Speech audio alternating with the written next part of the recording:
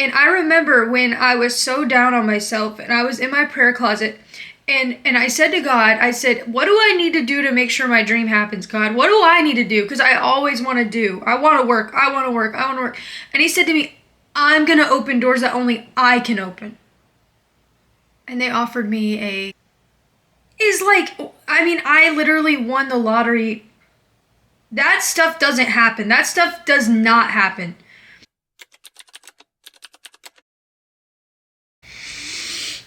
I have a lot of explaining to do. And it's been a while. It has. And I seriously believed that I would never go on YouTube again. I believed that I would never share another video on YouTube. I couldn't do it. I couldn't do it. But here I am. And I'm going to explain what has happened. Not in today's video because that would be a lot to unpack.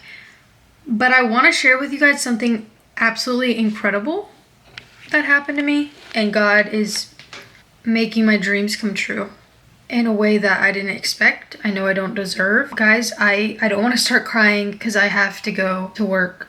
I work at a psych hospital. What God did in my life, I know I don't deserve it, and what he's setting up for me is absolutely incredible. And I felt led to share a word of encouragement, explain what happened and how God is making my dreams come true, and also while encouraging you guys, because I know that I'm not the only one that's been through stuff like this. I think a lot of times the enemy or our own thoughts or our own experiences tell us that we're alone in our struggles and that we're isolated, but really we're not. God is setting you apart, or you're isolating yourself and you need to at least talk to someone, because the human experience isn't that uncommon. There's so much that we all collectively struggle with and go through. So it's so good to have people in your life that you feel like you can talk to and feel understood. If you can see on my wall, I wrote a book called Little House on Ansley. When I wrote it, I was really, really happy that I did that. That was my dream. I self-published it because I went to a writer's conference and they told me basically that that book wouldn't really sell because it's poetry, it's about my story, nobody really knows who I am, kind of thing. That was about 2 years ago. Fast forward to now, I've built up my platform. I've gotten some sales on it. I've been able to share my story. When I came out with my book 2 years ago, when I self-published, I did everything on my own.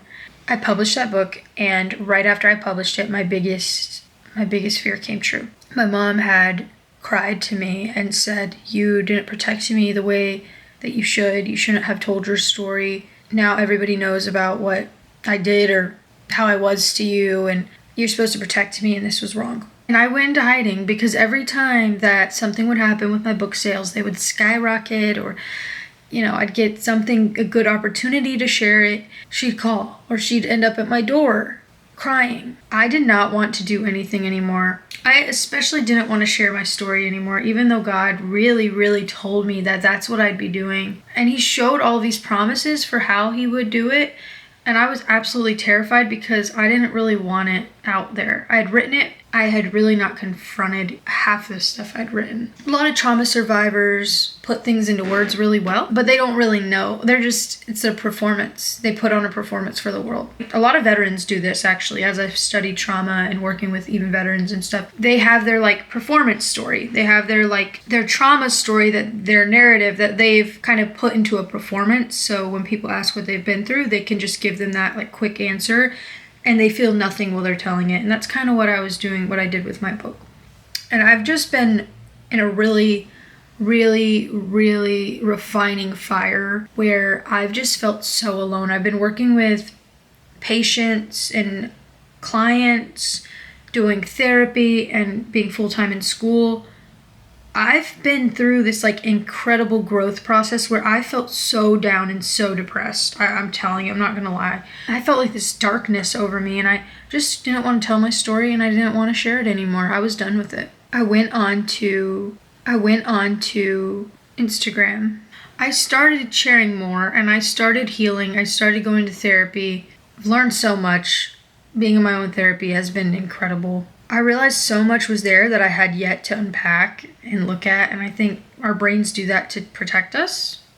We're protecting ourselves when we do that, but I started sharing more of myself on Instagram recently. as I'm getting out of this deep sadness that I've been in, kind of grieving what I didn't have in my childhood. When you replace that thing you were using to fill that void, emptiness follows.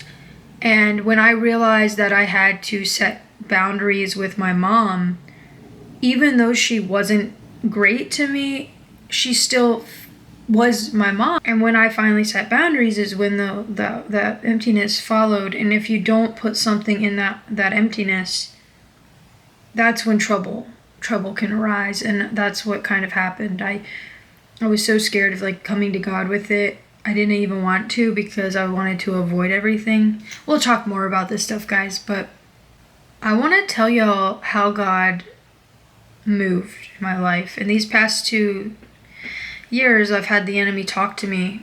So I want to make you think about what your gift and your talent is and what you have to offer the world, because I'm going to tell you, you're unique. Every person is different. God gave you a gift or a talent, and every time you try to do it or you attempt to it, something tells you to stop. You're not good enough. Or if you're hard-headed like me, you don't stop, but something might say, okay, we'll do it mainstream, be secular. That's what's cool anyway. Nobody's going to care about you if you do the Christian way, which is totally just lies from the enemy, because he wants to get you to stop what you're doing for the kingdom of God. And if he can't get you to stop your gifts and talents, then he's going to try to get you to exploit them for him and not for God. Or maybe that's the human tendency to live for your flesh, and we know that our flesh is in direct contradiction for what the spirit wants. So sometimes it's like our different parts waging war on each other.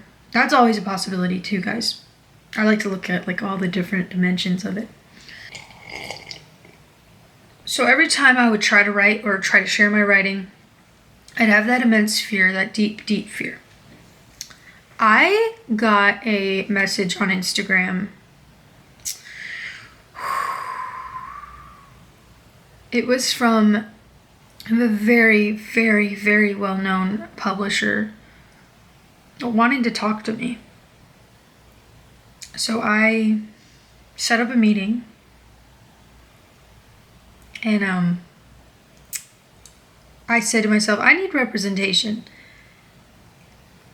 So I sent out some emails, and I took 3 of the most well-known literary agents for Christians that I already knew of myself, and one of them got back to me. We set up an interview within 2 days, and they offered me a contract for life to work with them, to work with them, to be my literary agent. Meaning they're the gatekeepers of the traditional publishing industry. Like, let's say that this partnership just works out. I can have this for life. I don't know if you know what the implications of this is, but for an author, the chances of getting a literary agent are like 1 in 6,000. The chances of a publisher reaching out to you on Instagram is like, I literally won the lottery. I won the lottery for authors, because I'm telling you this. That stuff doesn't happen. That stuff does not happen. And I remember when I was so down on myself and I was in my prayer closet, and I said to God, I said, what do I need to do to make sure my dream happens, God? What do I need to do? Because I always want to do. I want to work. And he said to me, I'm going to open doors that only I can open. And I was like, okay. I won't. And I remember going back to that time I went to a writer's conference and they told me, you're not ready. Like this, we can't accept this. I got basically rejected. I heard God speak to me at that conference, and he said, I'm going to make it happen for you. And you know what I did? And you know what I said? Okay, well, God, you said you're going to make it happen for me, and what I want is right here, right now. So that must mean somebody here at this conference is going to represent me, and I'm going to get this deal right now. That's not what happened, because God doesn't work on our time frame. he'll tell me a promise, and I immediately, when I get that promise, I'll put it on my timeline. I'll put it in my planner. I'll put it on my calendar. I'll be like, okay, that's when he's going to do it. But that's not how it worked. That's not how he works. He told me his time is different, and that's a lesson that I have to learn with him. He will tell me he's going to do something, and I am a patient person generally, but not when it comes to God, because I just get so excited like a little kid, like just jumping up and down ready for whatever my dad wants to give me. But I put my own meanings on it. So if it was up to me, I would have gotten that deal 2 years ago. Would I have been ready? No, I would not. And I'm so thankful to God that I just had those 2 years of healing. I think that putting out my book, self-publishing, showed me where I was with certain people in my life and what I had to do to make these boundaries. Yeah, guys, believe it or not, boundaries can be biblical. I know, it's crazy, even with your blood family, because there was that one story where they're like, Jesus, what are you doing? Your brothers and sisters are out here, or whatever. He said, my brothers and sisters? These are my brothers and sisters, the ones in the kingdom. It's not even by blood, it's by the blood of Jesus, but not by your family genetics or whatever. That you leave that stuff behind. This is so cliche, but listen up. Where you look is where you're headed. And so if you're looking back at your family and the old people in your life, yeah, you're not gonna be able to complete your goals of what you need to be doing. You gotta pick up your cross every day, lay down your flesh, and you gotta go. And sometimes that means leaving people at a distance. It doesn't mean, okay, but you gotta work through that resentment too. That's something I'm gonna work on. You leave it behind, but with a nice heart, no bitterness, and that's easier said than done. But it's something to work on. Forgiveness is an everyday thing, just like laying down your flesh. Forgiveness is a conscious choice you have to make every day, just like the healing process. You have to make that conscious choice to look forward, to look up. And I think these last 2 years, I was not looking forward, I was not looking up, I was not looking at the things above. Anyway, guys, so basically what I'm saying is my dreams, my life goals are coming true. I wanted this since I was like 5 years old. God opened doors only he could open.